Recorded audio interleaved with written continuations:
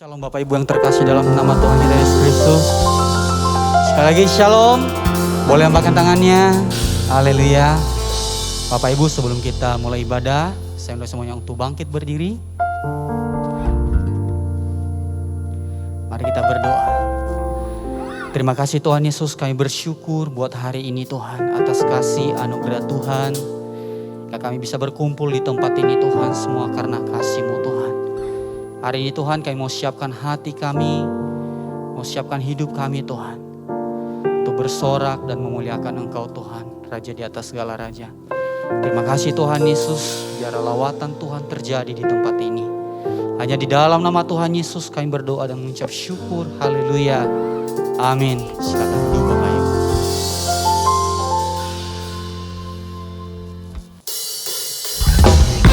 Mari kita puji Tuhan, mari kita sembah Tuhan. Sebab Tuhanlah kekuatan setiap kita. Amin.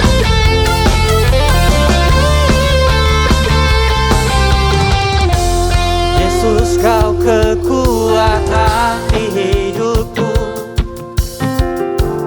takkan gentar langkahku. Kau angkat tanganku di saat ku jatuh, Kaulah sumber kuatku. Lembah yang telah kan ku lewati, sebab Engkau sertaku. Dengan imanku diselamatkan oleh kuasa Yesus.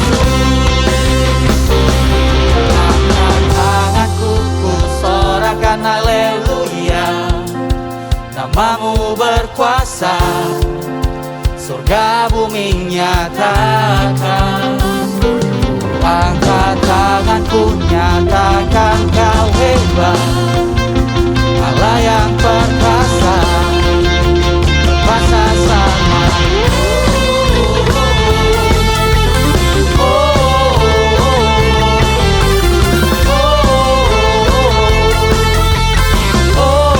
Lebih lagi di hadapan Tuhan Bapak Ibu. Yesus, Kau kekuatan di hidupku, takkan gentar langkahku. Kau angkat tanganku di saat ku jatuh. Kaulah sumber kuatku Tuhan. Lembah yang kelam kan ku lewati, sebab Engkau sertaku.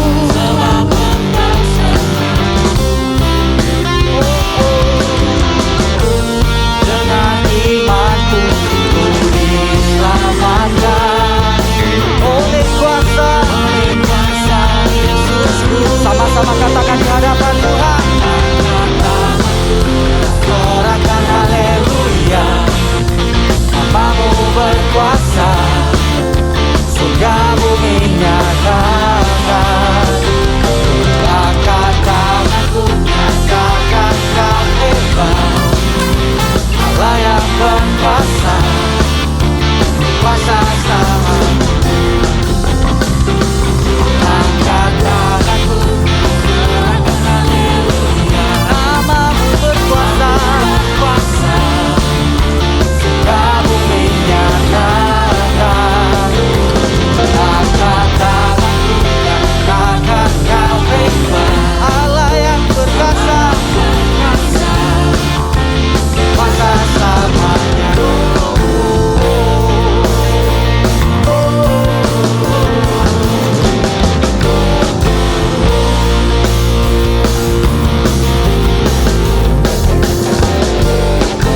Lebih lagi di hadapan Tuhan, katakan sama-sama. Angkat tanganku, ku sorakan haleluya. Namamu berkuasa, surga bumi nyatakan. Angkat tanganku, nyatakan Kau hebat, Allah yang berkuasa, kuasa sama.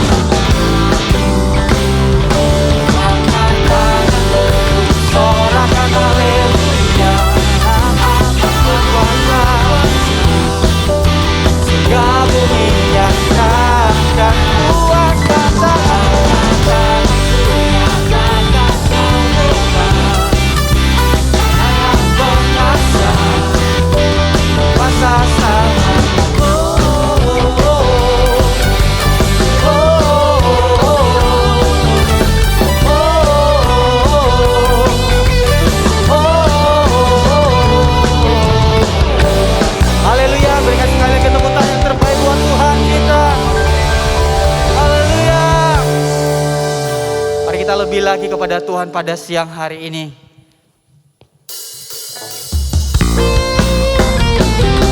Mari kita semua umat pilihan Tuhan, mari kita puji dan sembah Allah kita. Haleluya.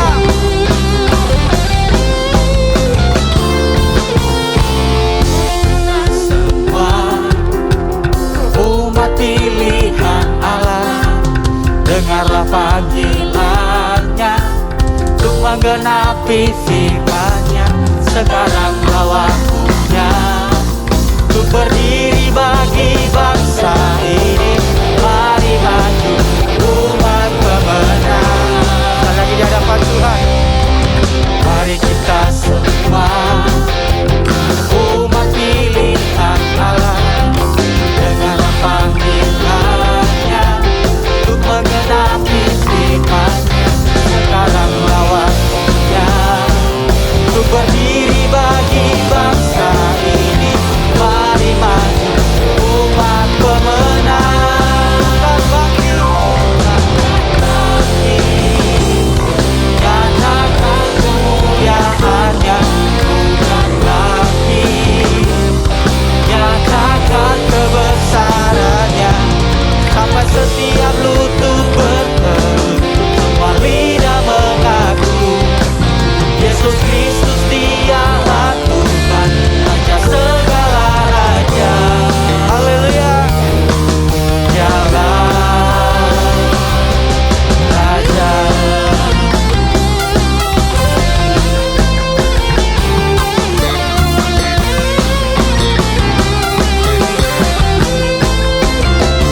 Mari lagi di hadapan Tuhan, kita semua umat pilihan Allah, dengarlah panggilan-Nya untuk menggenapi firman-Nya.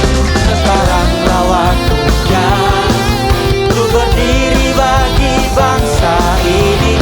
Mari maju umat pemenang. Sama-sama di hadapan Tuhan. Nyatakan kemuliaan-Nya. Bukan bangkit, nyatakan kebesaran-Nya. Sampai setiap lutut berteru, semuanya mengaku Yesus Kristus Dialah Tuhan, Raja segala raja.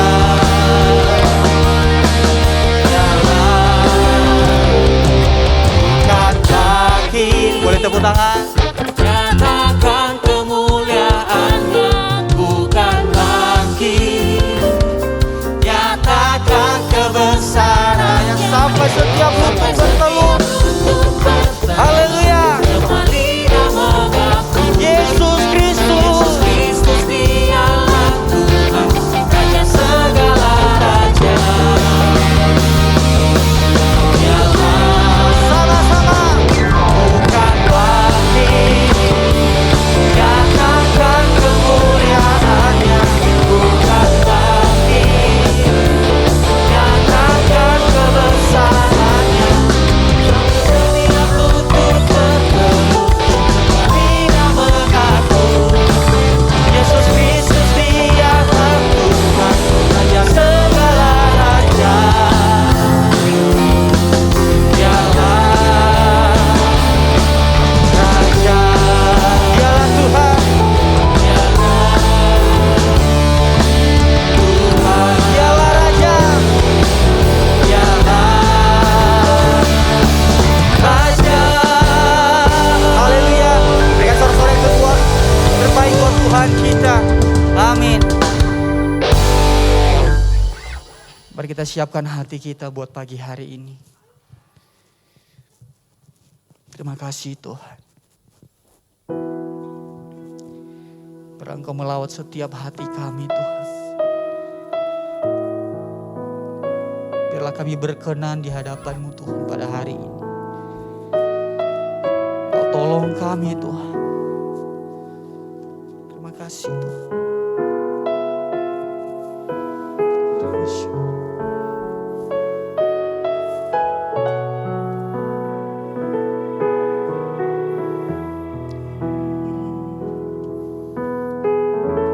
Musim akan selalu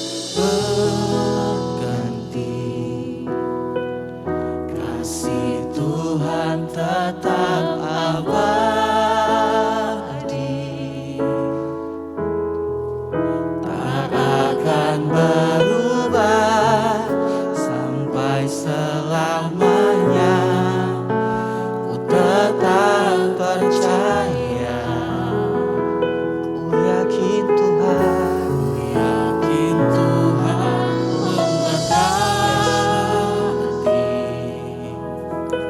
ku yakin Tuhan melindungi burung di udara, Tuhan pelihara, karena kasih-Nya Tuhan selalu menolong, Tuhan selalu menolongku, selalu menjagaku, sehelai di rambutku tak akan terjatuh tanpa seizin-Mu. Tuhan selalu menolong, Tuhan selalu menolongku, selalu menjagaku. Dia mengenyangkanku dan peliharaku seumur hidup. Mari kita nyanyikan lagu ini dari awal. Dalam hadirat Tuhan kami katakan, musim akan selalu berganti, kasih Tuhan tetap abadi, tak akan berubah sampai selamanya. Ku tetap percaya, ku yakin Tuhan, ku yakin Tuhan memberkati, ku yakin Tuhan melindungi, burung di udara Tuhan pelihara, karena kasih-Nya. Tuhan selalu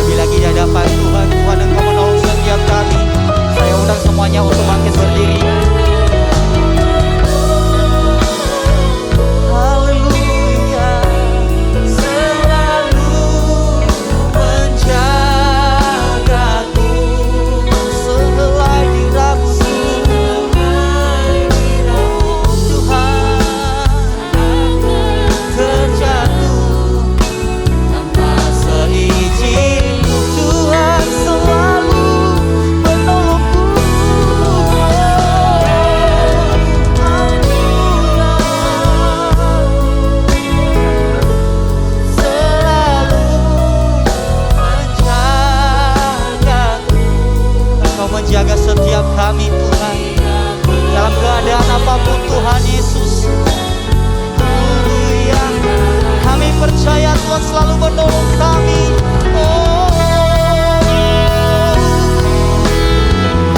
Tuhan selalu menolong, Kau menjaga. Haleluya. Baik hidupku akan berjalan tanpa seizin-Mu Tuhan.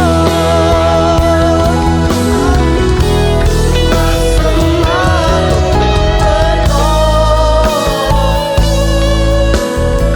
Terima kasih Tuhan menjagaku.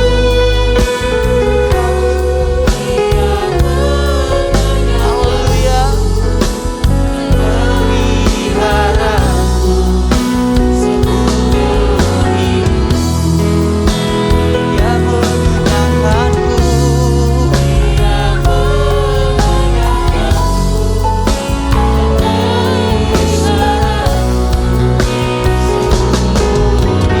Dia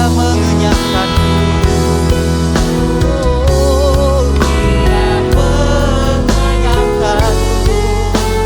Memeliharaku seumur hidup. Dengan kemuliaan yang terbaik buat Tuhan kita. Terima kasih Tuhan. Terima kasih. Terima kasih Tuhan. Haleluya. Menyembah Engkau Tuhan.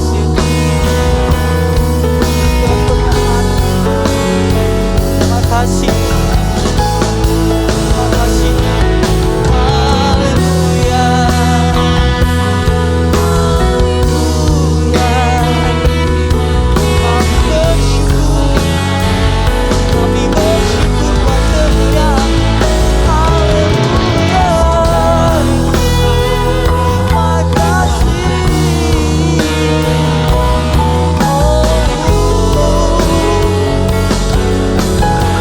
Kami percaya sebab Engkau Tuhan yang selalu menolong setiap kami Tuhan. Kau menjagaku.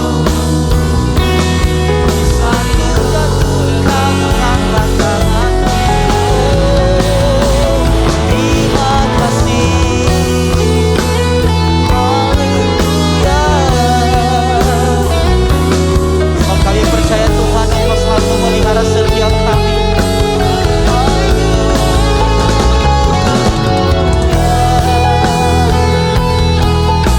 Terima kasih Tuhan. Kami bersyukur.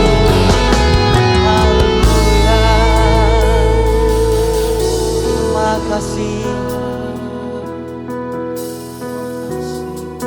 Terima kasih Tuhan. Kami selalu katakan terima kasih Yesus. Buat pertolongan Tuhan. Buat janji Tuhan. Pemeliharaan Tuhan dalam kehidupan kami. Thank you Jesus. Kami selalu bersyukur Tuhan. Tuhan punya rencana yang terbaik bagi setiap kami. Terima kasih Tuhan. Terima kasih.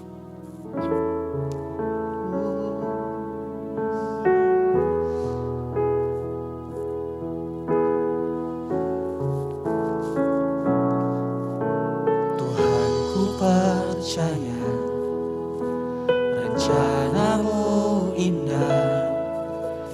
Walau saat ini tak ku mengerti, Engkau telah berfirman beri masa depan, damai sejahtera penuh harapan. Tuhan ku percaya, Tuhan ku percaya rencana-Mu indah. Walau saat ini tak ku mengerti, Engkau telah berfirman memberi masa depan, damai sejahtera penuh harapan.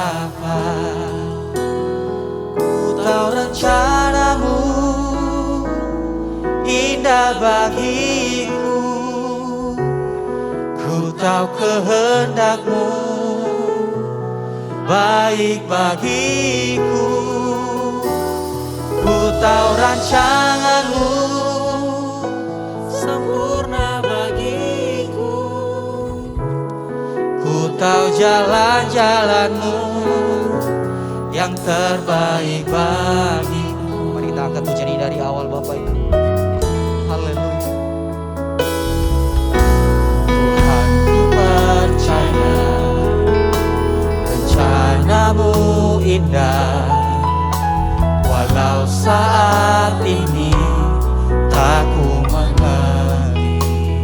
Engkau telah berfirman, dan di masa depan damai sejahtera penuh harapan. Ku tahu rencana-Mu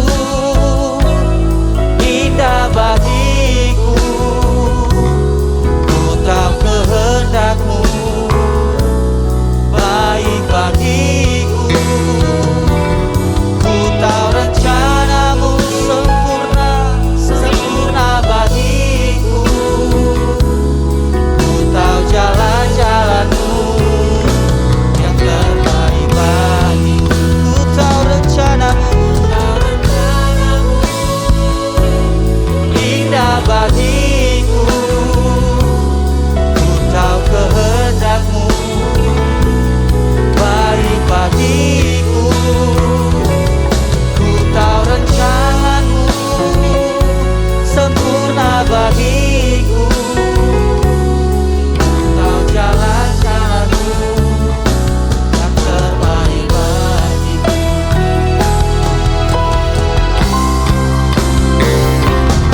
Ku tahu rencana-Mu indah bagiku, ku tahu kehendak-Mu baik bagiku, ku tahu rencana-Mu sempurna bagiku, ku tahu jalan-jalan-Mu yang terbaik bagiku, ku tahu jalan-jalan-Mu yang terbaik bagiku, ku tahu jalan-jalan-Mu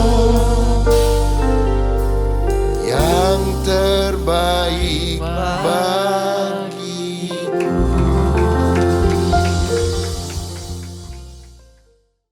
Sebelum kita mendengarkan firman Tuhan, mari kita dudukkan kepala untuk kita berdoa. Tuhan, kami sungguh bersyukur buat pujian penyembahan yang sungguh memberkati. Sekarang buka hati dan pikiran kami untuk mendengarkan kebenaran firman-Mu. Biarlah firman Tuhan disampaikan pada pagi hari ini sungguh memberi kekuatan, pengharapan, dan jawaban atas setiap pergumulan dan kesulitan yang sedang kami hadapi saat sekarang ini. Berfirmanlah Tuhan, kami siap untuk mendengarkannya dalam nama Tuhan Yesus Kristus. Haleluya. Amin. Ya, puji Tuhan. Kita akan merenungkan kebenaran firman Tuhan di dalam Yohanes pasal yang keempat. Kita akan buka kebenaran firman Tuhan, Yohanes 4 ayat 3 sampai 10. Kemudian disambung ayat 14 dan 15. Judul renungan kita pada hari ini adalah Hidup dalam Misi. Life on Mission. Ya. Bagaimana hidup kita seharusnya ketika menjalani misi daripada Allah. Kita akan baca Yohanes 4 ayat 3 mulai. Ia pun meninggalkan Yudea dan kembali lagi ke Galilea. Ia harus melintasi daerah Samaria, maka sampailah ia ke sebuah kota di Samaria yang bernama Sikar, dekat tanah yang diberikan Yakub dahulu kepada anaknya Yusuf. Di situ terdapat sumur Yakub. Yesus sangat letih oleh perjalanan, karena itu ia duduk di pinggir sumur itu. Hari kira-kira pukul 12, maka datanglah seorang perempuan Samaria hendak menimba air. Kata Yesus kepadanya, "Berilah aku minum." sebab murid-muridnya telah pergi ke kota membeli makanan.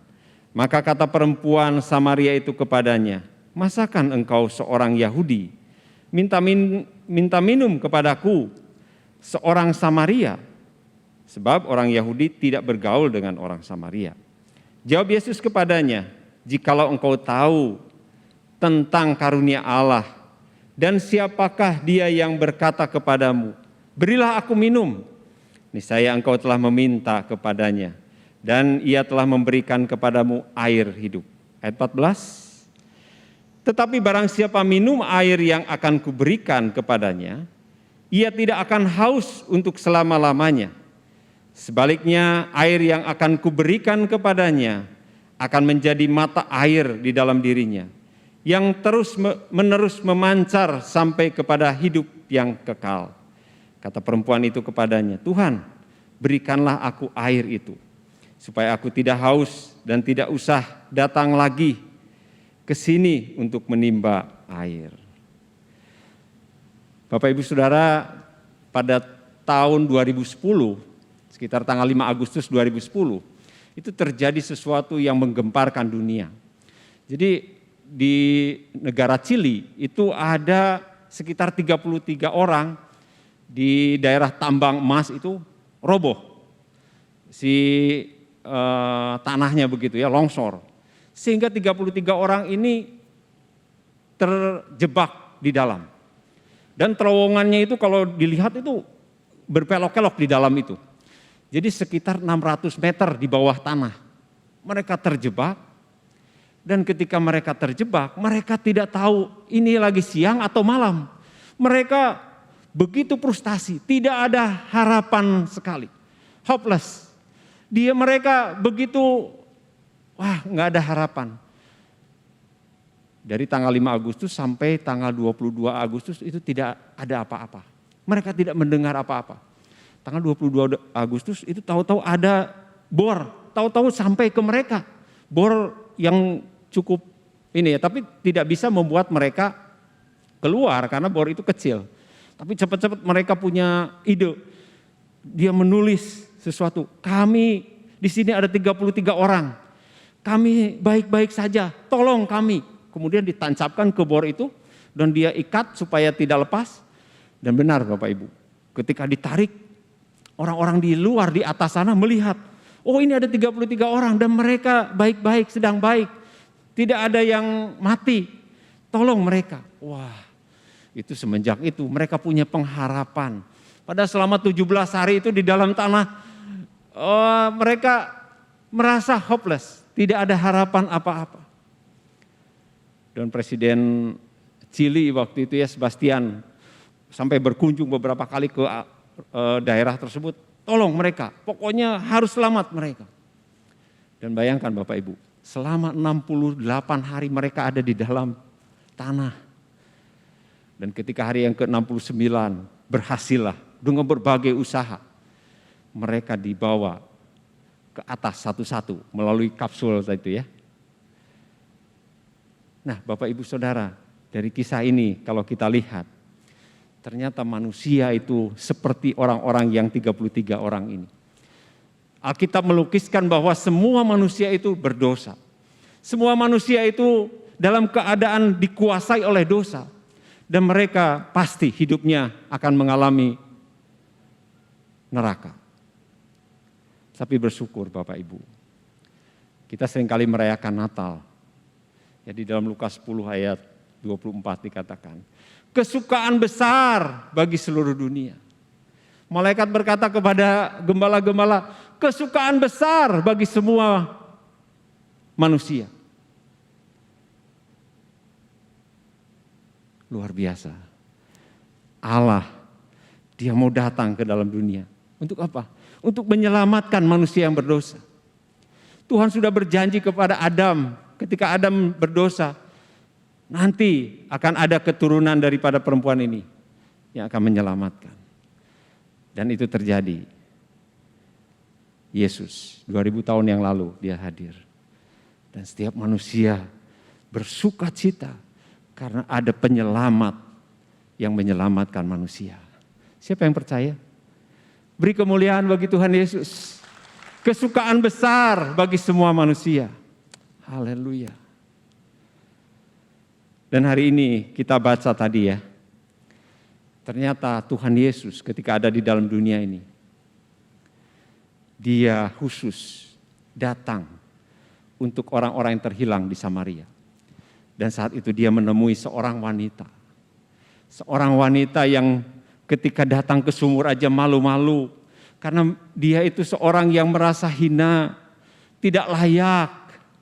Seorang yang begitu najis. Tapi Tuhan Yesus mau menghampiri, mau datang. Dan sengaja Bapak Ibu. Coba kita lihat peta ini Bapak Ibu. Di dalam peta ini kita lihat Tuhan Yesus itu mau berangkat dari Yudea ke Galilea, mau kembali. Kemudian di ayat 4, Yohanes 4, ini di sini juga sudah ada. Ia harus melintasi daerah Samaria. Ia, Yesus, harus melintasi daerah Samaria. Kira-kira siapa yang mengharuskan Tuhan Yesus? Tuhan Yesus itu Tuhan, Dia Allah. Tidak ada seorang pun yang bisa memaksa Dia. Tetapi apa yang dimaksud dengan harus di sini? Bahasa Yunaninya edei. Itu lebih cenderung kepada seseorang yang sebenarnya tidak diharuskan untuk keperluan-keperluan pribadi. Tetapi dia diharuskan untuk apa? Untuk melakukan kehendak daripada Bapanya. Lihat ya, dari Yudea, kalau mau ke Galilea, itu orang Yahudi selalu menggunakan jalur yang warna biru itu. Kenapa? Karena orang Yahudi dengan orang Samaria tidak akur. Mereka ribut dan Samaria ini dianggap masyarakat kelas kedua. Karena dia kawin campur dengan bukan orang Israel. Orang Yahudi selalu menggunakan jalur biru ini. Tetapi waktu itu Tuhan Yesus sengaja. Dia mengatakan dia harus ke sana. Dan dia melewati Samaria. Dan akhirnya dia ada di Sikar. Ketika ada di Sikar, Bapak Ibu, datanglah seorang perempuan. Dan datangnya bukan pagi-pagi, jam 12 siang Bapak Ibu. Kebiasaan waktu itu kalau di negara Israel, karena panas, terik Bapak Ibu. Kalau yang pernah ke Israel, waduh panas terik. Dia datangnya siang-siang. Kalau yang lain biasanya pagi atau sore. Tetapi dia enggak, dia datang siang-siang. Lihat kiri kanan ada orang enggak ya? Dan ketemulah dengan Yesus. Dan Yesus pertama dia bilang, berikan aku minum ya. Wah, ini seorang Yahudi minta minum ke orang Samaria. Itu sesuatu yang tidak mungkin Bapak Ibu. Itu seorang Yahudi harus merendahkan diri dulu. Tuhan Yesus melakukan ini luar biasa. Dia merendah, beri aku minum ya. Perempuan ini, kamu kan orang Yahudi. Kenapa minta ke aku orang Samaria? Tapi Yesus cerita lagi kepada dia. Kalau kamu tahu siapa yang berbicara, kamu akan beri minum itu. Kemudian Tuhan Yesus memancing lagi. Sekarang panggil ya suamimu. Tuhan Yesus ingin supaya suami istri ini datang sama dia. Kemudian perempuan ini bilang, aku gak punya suami. Tuhan Yesus katakan, betul. Apa yang kamu katakan? Kamu sudah punya 5 suami dan suami yang sekarang bukan suamimu. Wah, perempuan ini kaget sekali, tahu dari mana ini Tuhan Yesus? Tahu dari mana ini orang ini? Dia boleh sadar bahwa ini yang sedang berbicara ini bukan orang sembarangan. Dan dia katakan, aku tahu sekarang engkau nabi ya. Dan perempuan ini berbicara lagi, banyak. Dan Tuhan Yesus menyampaikan, kamu menyembah di Gunung Gerizim ini, di Samaria. Orang Yahudi menyembah di Yerusalem, tapi nanti saatnya akan tiba. Orang bukan menyembah di gunung ini, bukan menyembah di gunung itu, tetapi di dalam roh. Ketika seseorang diperbaharui oleh Tuhan, dimanapun dia berada, dia bisa berkomunikasi dengan Tuhan. Dia bisa intim dengan Tuhannya melalui roh. Dan Tuhan Yesus menawarkan kasih karunia kepada perempuan ini. Yesus menawarkan air hidup kepada wanita ini. Dan dia katakan, ya, yang akan bicara seperti itu Mesias, Tuhan, kata perempuan ini kepada Tuhan Yesus. Nanti yang bicara itu, yang membicarakan seperti yang Tuhan katakan itu nanti Mesias. Kemudian Tuhan Yesus ini pengakuan Yesus ketika kepada orang Samaria. Kalau kepada orang Yahudi, Tuhan Yesus tidak otomatis langsung seperti ini. Karena itu ada berkaitan dengan politik, dengan berbagai hal kehidupan orang-orang Yahudi yang penuh dengan politik, ya. Tetapi kepada orang Samaria dia berterus terang kepada perempuan ini. Ya, yang sedang berbicara dengan kamu adalah dia, Mesias. Yesus mengakui dirinya sebagai Mesias. Kepada seorang perempuan yang hina, seorang perempuan yang selama ini hanya melihat kepada nafsu-nafsu jasmania. Dan ketika Yesus mengatakan, ya, akulah dia. Akulah Mesias itu yang kamu katakan itu. Dan tiba-tiba wanita ini tadinya ngambil air, ngambil ember begitu ya. Embernya ditinggal, dia pergi. Dan akhirnya datang murid-murid.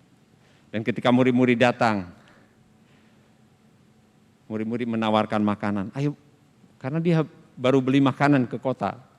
Kemudian, ayo Tuhan, ini ada makanan. Dan Tuhan Yesus berkata begini kepada mereka, kepada murid-murid. Kata Yesus kepada mereka, kepada murid-murid, makananku ialah melakukan kehendak Dia yang mengutus aku dan menyelesaikan pekerjaannya. Ternyata Yesus mengharuskan dirinya untuk datang ke Samaria, itu adalah untuk melakukan kehendak Bapa. Jadi ternyata menjangkau satu jiwa itu adalah kehendak Bapa. Menjangkau satu orang yang mungkin hina, yang mungkin belum mengenal Tuhan, yang mungkin di mata dunia itu seorang yang paling rendah. Tetapi itulah kehendak Bapa.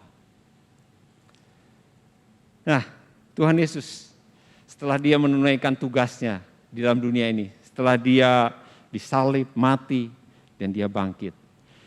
Dan selama 40 hari dia bersama-sama dengan murid, menampakkan diri kepada murid-murid. Sampai 500 orang melihat Yesus, bertemu dengan Tuhan Yesus. Dan ketika dia akan naik ke surga, dia memberikan pesan ini kepada murid-muridnya. Dan juga kepada kita semua. Kepadaku telah diberikan segala kuasa di surga dan di bumi. Lihat, segala kuasa di surga dan di bumi ada di dalam tangan dia. Karena itu pergilah, jadikanlah semua bangsa muridku, dan baptislah mereka dalam nama Bapa dan Anak dan Roh Kudus. Dan ajarlah mereka melakukan segala sesuatu yang telah kuperintahkan kepadamu. Dan ketahuilah, aku menyertai kamu senantiasa sampai kepada akhir zaman. Nah, selaras dengan ini, Bapak Billy Graham berkata begini, Bapak Ibu. God wants every believer to be a witness for Christ to those who do not know Him. Allah menginginkan, menghendaki setiap orang percaya menjadi saksi Kristus kepada mereka yang belum mengenal Dia. Inilah kehendak Bapa. Kehendak daripada Yesus untuk kita menjangkau orang lain, memberitakan kabar baik, hidup di dalam misinya Tuhan. Inilah misi yang ditugaskan kepada kita. Mengabarkan, memberitakan kabar baik adalah misi yang tidak dibatasi oleh 4 tembok. Ya, jadi Bapak Ibu, ternyata kalau Tuhan Yesus pergilah, Tuhan Yesus tidak ingin murid-muridnya ada di dalam tembok di Yerusalem, ada di sinagog, tidak. Pergi keluar, beritakan kabar baik. Berarti dimanapun kita berada, kita memberitakan kabar baik. Dan misi ini wajib, bukan anjuran, tetapi wajib dilakukan oleh semua orang percaya, yaitu saudara dan saya. ini sesuatu yang wajib. Tuhan Yesus menginstruksikan, memerintahkan, pergilah, jadikanlah semua bangsa muridku. Nah sekarang bagaimana implementasinya Bapak Ibu? Agar hidup kita dalam misi sesuai kehendak Bapa, sesuai misi daripada Tuhan Yesus. Nah di dalam Yohanes 4 ayat 28 berkata demikian. Lalu perempuan itu meninggalkan tempat airnya di situ dan kembali ke kampung dan berkata kepada orang-orang yang ada di sana. Ini terjemahan sehari-hari ya, terjemahan sederhana, pergi ke kampung, ke tempat dia berada. Kalau terjemahan baru, ke kota dia, sama saja. Tetapi ini menunjukkan Bapak Ibu bahwa dia kembali ke orang-orang yang dia kenal, yang dia temui selama ini. Jadi Bapak Ibu Saudara, supaya kita ini bisa melakukan misi Yesus, nggak usah jauh-jauh. Jadi Tuhan itu tidak memberikan sesuatu yang sulit buat kita. Jadi melalui orang-orang dekat kita. Siapa orang-orang dekat kita? Mungkin itu keluarga kita, orang tua kita, anak, ada adik, kakak, suami, istri, tempat-tempat di mana kita bekerja, teman-teman kantor, rekan bisnis. Mereka itulah orang-orang dekat dengan kita. Wanita ini tidak pergi ke jauh tempat untuk memberitakan dia ada Mesias nih.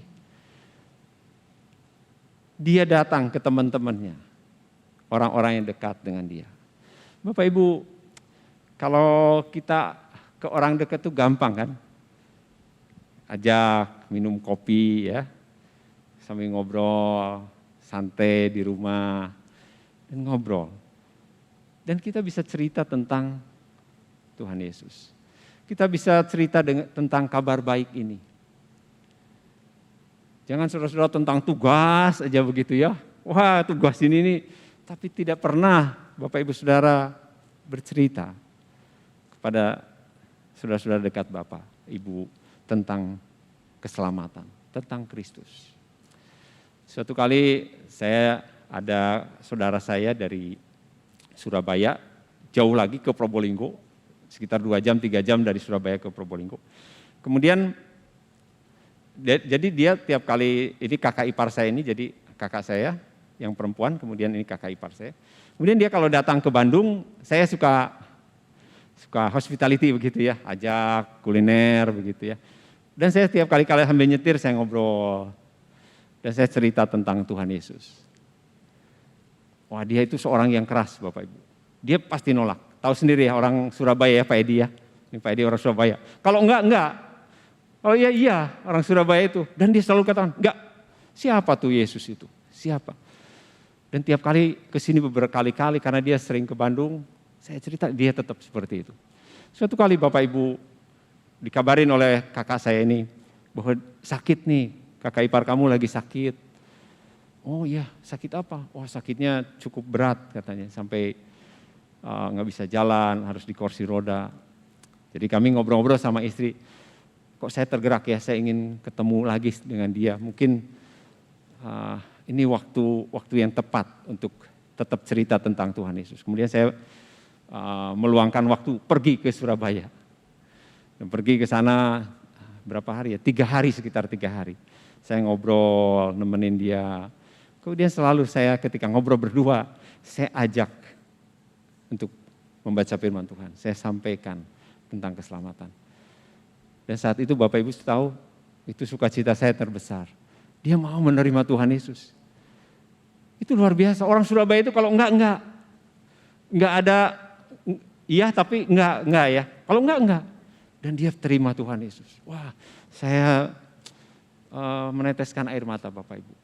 Dan tiap hari itu, dalam 1-2 hari itu saya terus bacakan firman Tuhan. Dan akhirnya saya kembali pulang. Dan saya dengar beberapa minggu, sekitar 2 minggu, akhirnya kakak ipar saya dipanggil pulang oleh Tuhan. Nah ini sesuatu kesempatan Bapak Ibu. Saudara kita itu tidak ada yang mungkin, saudara saya nggak mungkin diberitakan kabar baik oleh Pak Yesua. Nggak mungkin.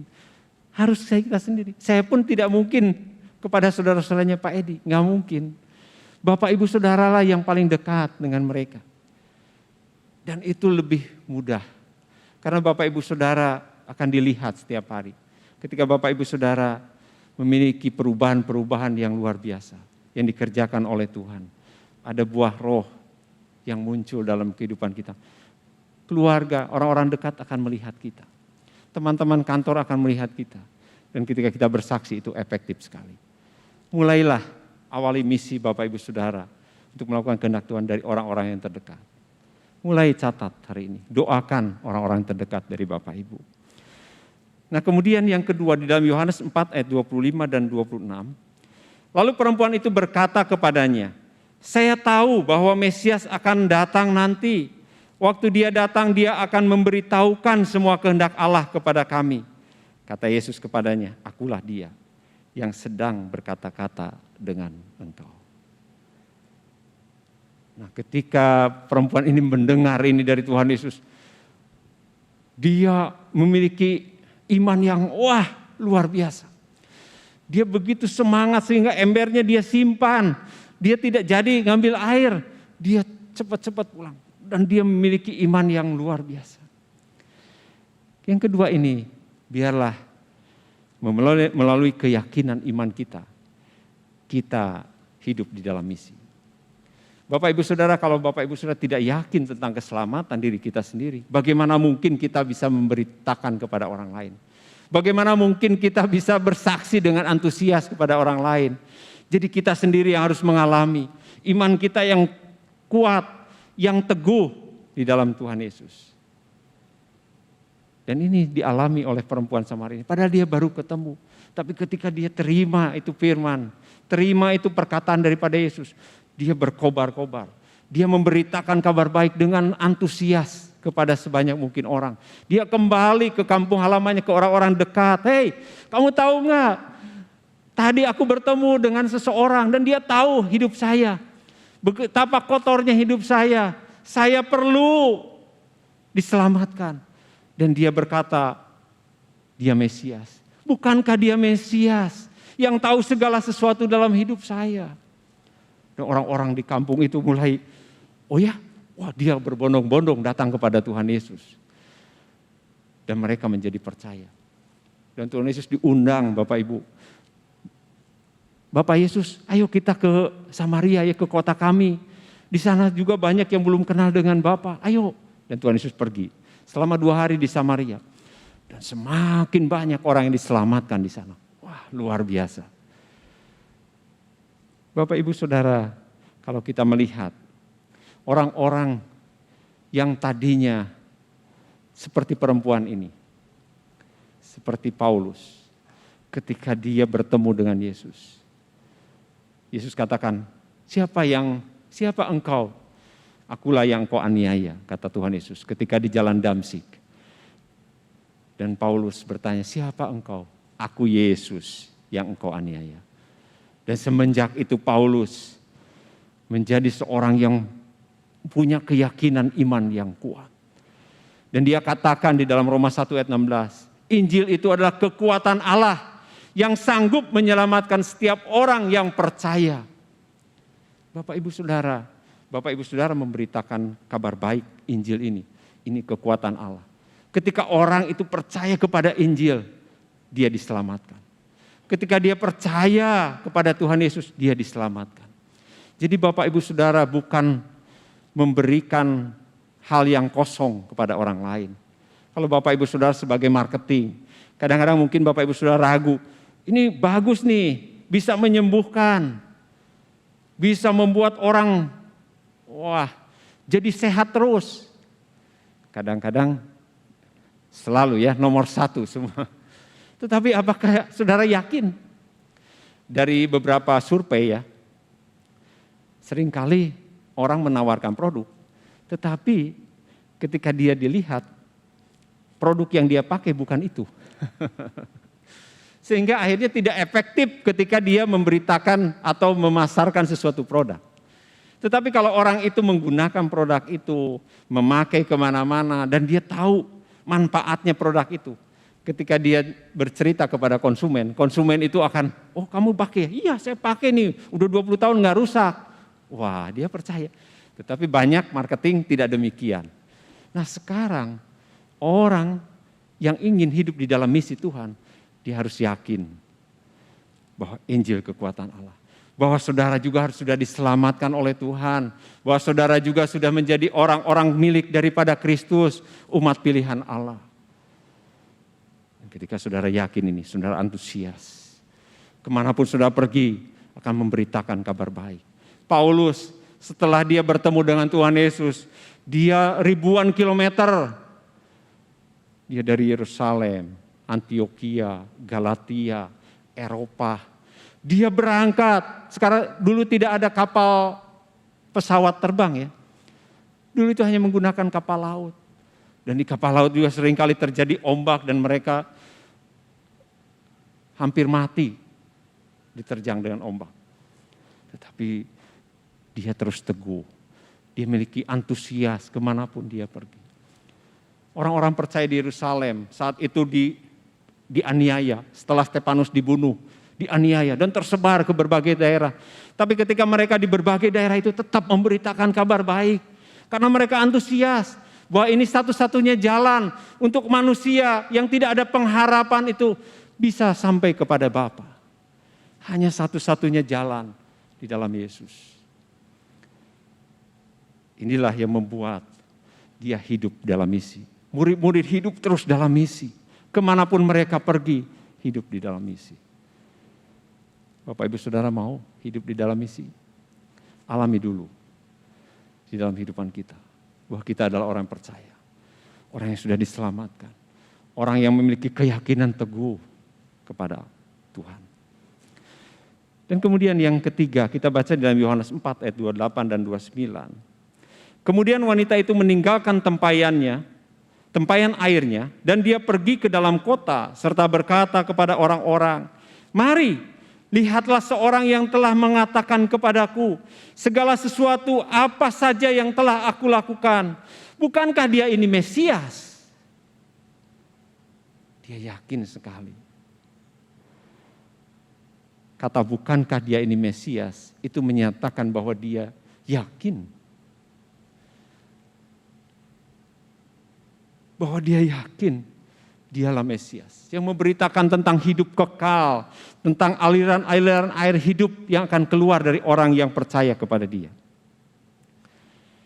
Nah yang ketiga ini, saya lihat ketika kita mau hidup dalam misi, melalui kesempatan yang ada. Bapak Ibu, kalau saya beberapa waktu lalu tentang kesempatan. Jadi ada 2 waktu, ya. Waktu itu kronos, itu jam, menit, detik, itu kronos. Hari, minggu, itu kronos. Tetapi ada yang kedua, yaitu kairos. Kairos ini kesempatan yang tidak mungkin terulang lagi. Kesempatan yang tidak mungkin bisa kita raih lagi. Kadang-kadang dalam kehidupan kita hanya sekali. Sehingga setiap kali dalam kehidupan kita harus jalani sesuai kehendak Tuhan. Supaya tiap hari kita mengalami kairos daripada Tuhan. Tidak menunda kesempatan. Ketika ada kesempatan, lakukan langsung.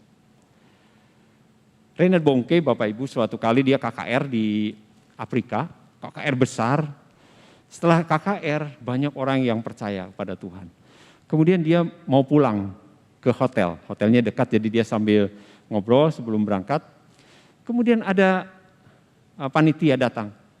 Pak Renard, ini ada seorang wanita, ini ingin ketemu dengan Bapak. Dan dia ingin bertanya tentang Yesus. Tentang keselamatan yang Bapak sampaikan tadi di khotbah. Kemudian Reinhard Bonnke ini dia bilang gini ke wanita, "Oh, oke, saya senang sekali ya. Kamu mau bertanya ini. Tapi besok masih ada KKR. Kamu besok ke sini lagi ya. Nanti saya akan jelaskan ke kamu." Akhirnya si perempuan ini pulang. Reinhard Bonnke pulang ke hotel. Besoknya, ketika dia mau mengadakan KKR, panitia ini datang. "Pak Reinhard, ini ada berita yang buruk." "Oh, kenapa?" "Wanita yang kemarin mau bertanya tentang Yesus kepada Bapak, itu tertabrak dan meninggal." Reinhard Bonnke di situ menyesal sangat dalam. Dia katakan, harusnya aku kemarin tidak usah istirahat dulu. Aku menceritakan kabar baik tentang Yesus kepada wanita ini. Dan semenjak itu dia tidak mau lagi melalukan setiap kesempatan yang Tuhan beri buat dia. Dia katakan, aku menyesal. Ya, Pak Renat sudah almarhum tapi videonya masih ada. Ya, dia cerita tentang ini. Bapak Ibu, suatu kali saya pergi ke suatu rumah sakit dan sebenarnya saya udah berulang-ulang oleh anggota Komsel kami diminta. Jadi ada dia itu kembar dan dia punya adik, ini punya suaminya begitu ya. Dan suaminya yang sakit itu di rumah sakit. Ini udah bertahun-tahun, jadi sudah dibolongin, ini berbagai ini. Tolonglah doakan Pak. Kalau istrinya sih titip pesan ke saya kalau bisa dipanggil pulang. Karena udah miliaran rupiah yang sudah dihabiskan untuk suaminya ini. Sehingga ketika di ruang ICU itu nggak ada yang nunggu lagi. Anak-anaknya biasa aja beraktivitas karena udah menahun. Jadi tiap kali sakit pasti di ICU di Bormeos. Dan ketika kami datang ke sana dan Tuhan gerakan, udah akhirnya saya dengan saudaranya ini, ayo kita berangkat ke sana.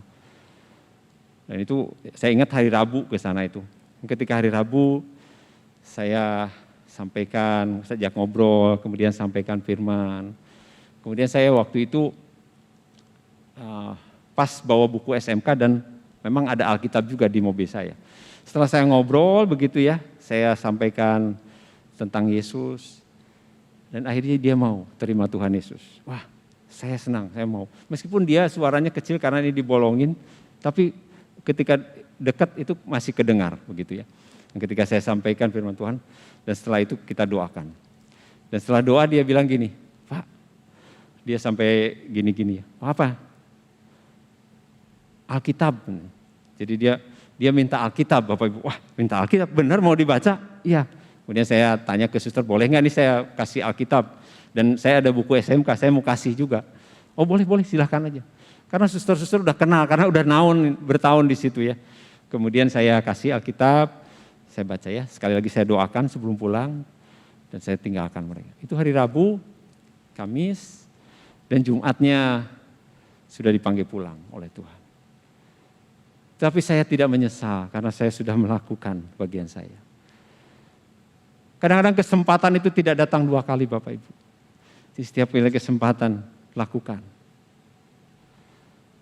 Dan yang kedua Bapak Ibu, ini pergunakan setiap karunia yang Tuhan beri. Setiap kita diberi karunia oleh Tuhan, masing-masing berbeda. Dan karunia ini kalau di dalam Roma 12 ayat 68 ini karunia alamiah, bakat biasanya. Ketika Bapak Ibu sudah melakukan itu, enjoy, senang sekali. Ada orang yang bernubuat, kalau khotbah, kalau menyampaikan tentang Tuhan Yesus, dia senang sekali. Lakukan. Jadi Bapak Ibu Saudara yang suka khotbah, para pendeta, lakukan. Tapi yang diceritakan apa? Tentang Yesus. Tentang keselamatan. Bukan diri pribadi. Saudara ada yang kesenangannya melayani. Kalau menolong orang lain, merawat orang lain. Wah senang sekali, enjoy. Kalau orang yang bukan tipe melayani, nggak bisa. Tapi dia senang merawat, jadi perawat, jadi dokter, lakukan itu. Dan ketika saudara ada di tempat itu, beritakan kabar baik. Saudara ada yang memberi, mengajar, jadi guru, dimanapun guru. Bapak Ibu Saudara jangan hanya mengajar matematik, hanya mengajar hal-hal yang ilmiah. Tapi saudara juga sisipkan tentang keselamatan di dalam Kristus. Saudara ada yang memberi. Saudara suka memberi, ringan tangan, memberi pertolongan. Saudara lihat ada pelayanan misi yang perlu didukung, dukunglah. Berarti Bapak Ibu Saudara sedang ada di dalam misi yang daripada Tuhan. Apapun yang ada di dalam kehidupan kita, memimpin dalam perusahaan, menasehati, kadang-kadang jadi konselor, murah hati, hidup di dalam gerakan-gerakan sosial, lakukan itu. Dan selalu di sana saudara-saudara memberitakan kabar baik. Itulah misi. Ya, terakhir hasilnya yang terjadi, orang-orang sekampung percaya Yesus. Wah, luar biasa ya. Perempuan ini ketika cerita, orang-orang menjadi percaya kepada Tuhan dan mereka datang kepada Tuhan Yesus. Orang-orang yang tadinya diceritakan oleh perempuan ini dan dia percaya, kemudian sekarang berbeda. Dia katakan, dulu kata kamu ya, aku percaya dia itu Tuhan, dia itu juru selamat. Tetapi aku sendiri bertemu dengan Tuhan. Aku sendiri mendengar daripada Tuhan. Nah, Bapak Ibu, kita hanya sebagai pengantara saja. Sampai dia ketemu dengan Tuhan Yesus, udah. Nanti Tuhan Yesus yang akan meneguhkan mereka. Nanti mereka yang akan menjadi orang-orang dewasa, menjadi murid-murid Tuhan. Saudara ajak mereka di dalam SMK, di dalam Komsel, ketika mereka sudah percaya. Dan mereka pun akan menjadi orang-orang yang hidup di dalam misi daripada Tuhan.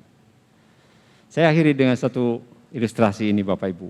Ada dua raja, yang satu raja terang, satu raja kegelapan. Kemudian raja terang ini memilih beberapa orang pilihannya. Ayo kamu ke sini, orang-orang pilihanku. Kamu sekarang pergi ya ke kerajaan gelap itu. Kamu sekarang jadi apa saja di sana. Jadi dokterkah, jadi ilmuwan, jadi apa saja ketika di sana. Tapi misinya cuma satu. Untuk membawa orang-orang dari kerajaan gelap itu untuk percaya dan mereka menjadi warga negara kerajaan terang. Kalian boleh usaha apa saja di sana. Tentu usaha yang legal begitu ya. Kemudian mereka pergi. Ketika pergi udah bertahun mereka ada di sana. Kemudian mereka lapor kepada raja terang ini. Tuhan, saya di sana sudah sekarang memiliki 5 perusahaan. Nah, terus, iya, udah memiliki 5 perusahaan. Raja itu geleng-geleng kepala, bukan itu yang aku mau. Kemudian ada lagi orang, oh saya sekarang punya titel yang hebat, sehingga orang menyegani saya. Bukan itu ketika kamu berada di sana. Itu bukan misiku. Tapi ada orang yang sederhana, dia banyak melakukan banyak hal, banyak cerita. Setiap kali ketemu orang cerita tentang di dalam kerajaan terang itu. Bahwa di sana ada sukacita, damai sejahtera. Di sini mereka susah, tertindas, tidak ada damai sejahtera. Dan mereka membawa. Dan dia lapor, Raja, aku sudah membawa beberapa orang. Dan mereka bersedia. Hei hambaku yang baik. Engkau sudah melakukan misiku di dunia ini. Engkau adalah yang aku perlu. Itulah yang membuat aku bersuka cita. Bapak Ibu Saudara, saudara jadi apa saja ketika di dunia ini. Tapi ingat, misi yang Tuhan kasih dalam hidup Bapak Ibu Saudara, menjangkau orang-orang lain kepada Tuhan. Jadi apapun saudara, ingat, misi saudara adalah untuk membawa orang kepada Tuhan.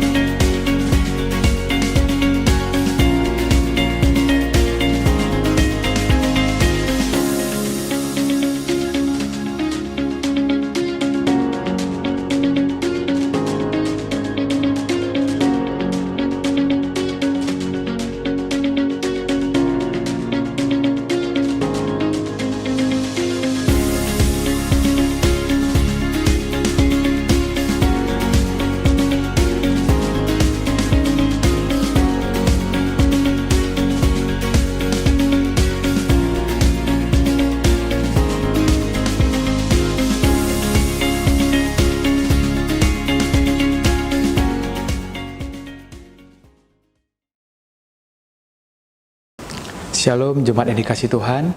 Saya percaya kita semua menikmati berkat Tuhan sepanjang ibadah kita hari ini. Baik dari pujian penyembahan dan juga kebenaran firman Tuhan disampaikan buat setiap kita. Sebentar kita teduhkan hati kita bersatu di dalam doa. Kami ucap syukur Tuhan buat semua kebaikan dan anugerah-Mu. Terima kasih buat ibadah kami bisa lalui hari ini, semua karena anugerah Tuhan. Memberkati setiap hamba-hamba-Mu yang mengambil bagian dalam pelayanan untuk memberkati, untuk menolong mereka, memampukan mereka menikmati perjalanan kehidupan bersama Tuhan. Berdoa juga secara khusus buat pemimpin rohani kami, buat Om Julius, Pak Rubin, Pak Suito, Om Sur, kami serahkan mereka dalam tangan Tuhan.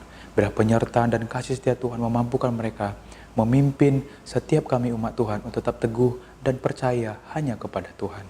Berdoa secara sungguh buat jemaat Tuhan yang hari-hari ini Tuhan mengalami kesulitan, Tuhan berikan kekuatan, iman yang teguh, sebab pengharapan kami hanya di dalam Tuhan. Berdoa juga Tuhan secara khusus buat pemimpin bangsa negara kami, berikan hikmat, kekuatan yang datangnya daripada Tuhan untuk menghadapi tantangan kehidupan sepanjang hari ini. Biar Tuhan menolong dan memampukan. Dan sebentar kami akan menerima berkat daripada Tuhan untuk menolong dan memampukan dan menikmati berkat-berkat Tuhan. Di dalam nama Tuhan Yesus kami berdoa.